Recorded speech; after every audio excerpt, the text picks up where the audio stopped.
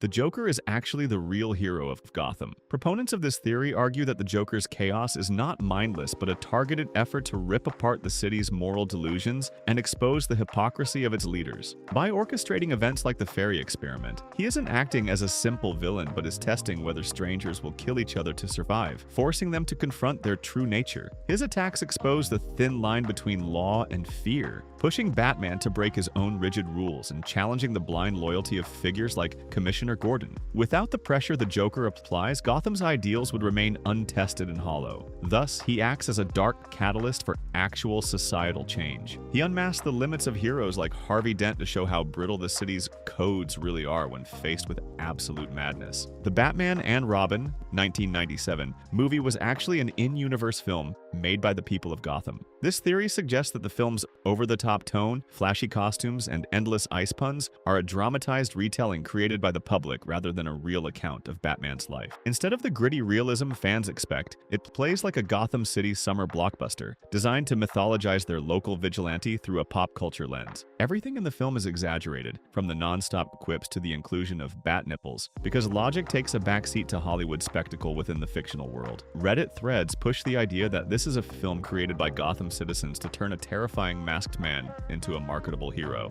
It explains away the campy theatrics and cartoon logic as the way a city obsessed with its hero would adapt his story for the big screen. The Joker knows he is inside a comic book. One of the most interesting theories suggests the Joker isn't actually insane, but is afflicted with super sanity, a trait mentioned in Grant Morrison's Arkham Asylum. He sees the world as it truly is and understands the ridiculousness of a world where a man dresses like a bat and fights penguin-themed criminals. Because he realizes this logic can only exist in a comic book, his acts of violence are performative, intended solely to entertain the readers. This would explain why he occasionally speaks directly to the reader, realizing that the laws of his reality are governed by the narrative needs of a fictional universe. It turns his madness into a hyper-awareness of the fourth wall that no other character possesses. By the way, if you guys like movie content like this, I would really appreciate it if you could subscribe. Thanks! Batman is actually the villain of Gotham City. This theory posits that Bruce Wayne's obsession with being Batman is what keeps crime rampant in Gotham. Instead of using his infinite wealth to fix the city's infrastructure, prison security, or law enforcement training, he chooses to personally beat up petty criminals who are often just trying to survive. By refusing to kill his supervillains, he creates a cycle where they inevitably escape non-secure prisons, allowing him to experience the thrill of the hunt over and over again. It suggests that Batman needs the criminals just as much as they need him, raising the question of whether he created them to justify his own dark obsession. Essentially, Batman is a master strategist who ensures the game never ends, so he never has to give up his cowl. Alfred Pennyworth is Bruce Wayne's biological father. This theory stems from Alfred's role as a surrogate father figure in every incarnation, providing wisdom and guiding Bruce through his most troubling times. The idea is that Alfred and Martha Wayne had a secret affair, and after the Waynes were murdered, Alfred stayed on to raise his son without ever revealing the truth. He reportedly kept his parentage a secret to avoid soiling Bruce's image of his mother,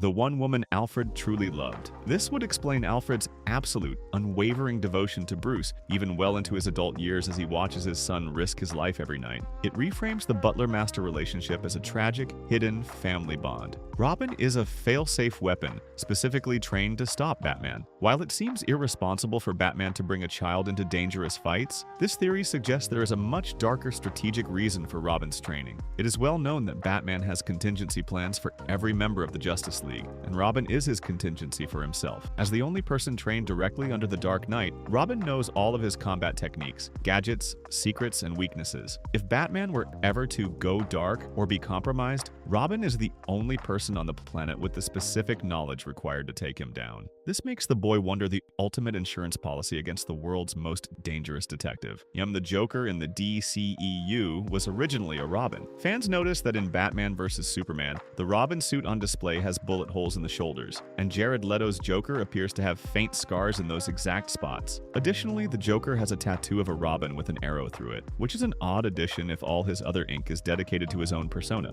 This theory suggests that the Joker didn't just kill Robin, but tortured him into becoming a new, twisted version of himself. While the official word from the studio claimed this theory was false, many fans believe it was the original plan for the character's backstory. It would explain the deep personal animosity shown between the two in that cinematic universe. Bruce Wayne died at the end of The Dark Knight Rises. While the film appears to show Bruce alive in Florence, fans argue this is actually just a manifestation of Alfred's annual imagination. Earlier in the movie, Alfred explicitly states that he imagined seeing Bruce sitting across from him in a restaurant every year during his trip. Given that Bruce was seen piloting the Batplane only 5 seconds before a nuclear explosion, it is physically impossible for him to have cleared the blast radius in time. Alfred's calm reaction, simply nodding and leaving, suggests he has found peace with his imagination rather than discovering his surrogate son miraculously survived. This reading turns the happy ending into a somber moment of closure for a grieving butler. The Joker is actually Batman's long-lost brother. This theory suggests that Bruce had an older brother named Thomas Wayne Jr., who suffered a brain injury that caused him to go insane. The Waynes allegedly committed him to Arkham Asylum to hide the family shame, but he eventually escaped to become the Joker. The concept of a long-lost brother is a recurring theme in the comics, and it explains the Joker's unique, singular obsession with Batman over any other hero. It frames their eternal conflict as a tragic sibling rivalry between two sides of the same coin. This blood connection would make their constant battle for Gotham's soul a literal family feud. Everything in Gotham changed because the city legalized gambling. This theory explains the drastic shift between Tim Burton's dark, gritty Gotham and Joel Schumacher's neon-filled, statue-heavy city. Fans argue that the legalization of gambling brought a massive wave of prosperity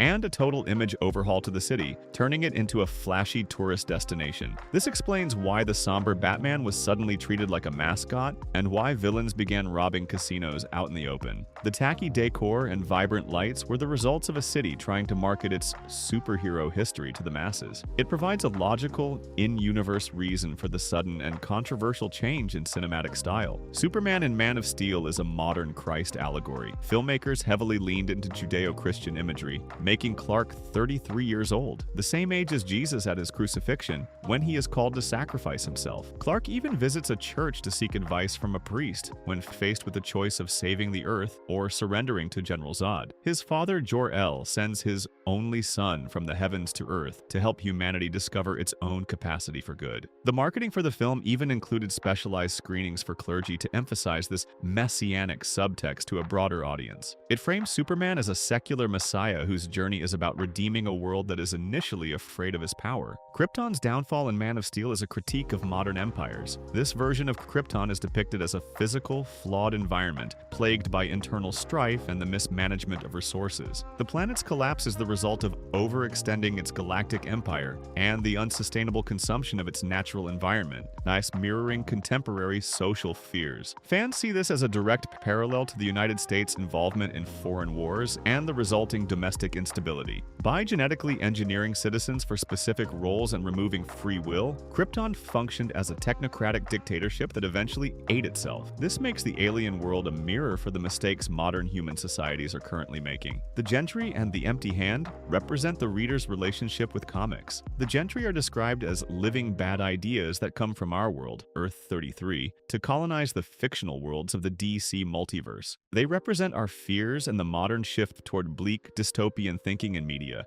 The Empty Hand is the literal embodiment of the reader's hand as it turns the page or closes the comic book once the story is over. It represents the reader's constant hunger for more stories, which fuels the endless cycle of death and resurrection for superheroes. This meta-narrative suggests that the reader is the ultimate big bad, because our engagement is what keeps the characters trapped in a never-ending loop of conflict. The Oblivion Machine is a metaphor for the entertainment industry. In the Multiversity arc, the Oblivion Machine is stated to be a form of vampirism, where our time spent consuming media saps away our actual lives. It is a commentary on how we spend hours watching stories that never truly end, creating a cycle similar to Sisyphus, where the task is never finished. The machine parasitizes the viewer's life, transforming our desire for entertainment into a trap that prevents us from engaging with the real world. If readers keep buying depressing stories, the machine will continue to produce them, making the audience complicit in the darkening of their own fictional heroes. It challenges the fan to change their consumption habits if they want to see a more optimistic future for the characters. Darkseid's Godhead is an unholy parody of the Holy Trinity. Darkseid possesses a true form, that transcends reality and is impossible for humans to fully comprehend, mirroring the concept of God the Father. He then has physical manifestations or avatars in every world of the multiverse, which are the only ways limited beings can interact with his essence, much like the role of the sun. Finally, he has an unholy spirit, or essence that dwells in all things evil, from tyrants to the darkness inside common people, paralleling the Holy Spirit. Despite these multiple forms, there is only one dark side in the entire multiverse, a twisted and imperfect knockoff of divine nature. He is essentially a satanic false god who wants to replace the source with his own totalizing will. The source and the presence are the same supreme being. In recent DC lore, specifically following Infinite Frontier, it was confirmed that the source is the omniversal supreme being and the boss of reality. Wally West later confirmed that the source and the presence, the Judeo-Christian deity of the DCU, are actually one and the same. This means the space paradise of New Genesis and the traditional heaven of the DC universe are different ways of interpreting the same divine power. While the presence represents the personal, Abrahamic aspect of God, the source is the more